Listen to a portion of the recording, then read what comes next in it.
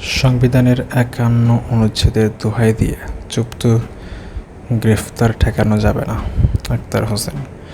সংবিধানের ৫১ অনুচ্ছেদের দোহাই দিয়ে সাবেক রাষ্ট্রপতি শাহাবুদ্দিন চুপ্পুর গ্রেফতার ঠেকানো যাবে না বলে মন্তব্য করেছেন জাতীয় নাগরিক পার্টি এনসিপি সদস্য সচিব ও সংসদ সদস্য আখতার হোসেন।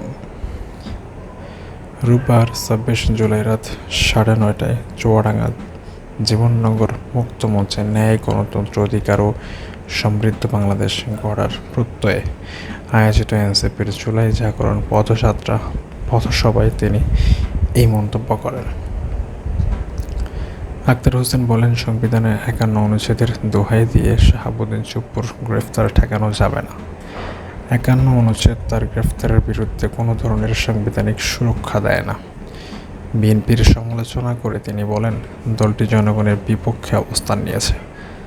তার দাবি, গণভোটে দেশের ৭০% মানুষ হ্যাঁ ভোট দিলেও বিএনপি সেই রায় বাস্তবায়ন করেনি।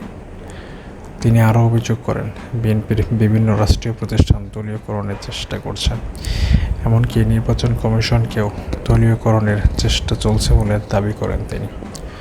পথসভায় বক্তব্য দেন এনসিপির যুগ্ম মহাসচিব মোল্লা মোহাম্মদ ফারুক আহসান, যুগ্ম আহ্বায়ক সরওয়ার তুষার এবং যুগ্ম সদস্য সচিব ডক্টর মাহমুদা মৃদুসহ কেন্দ্রীয় নেতারা।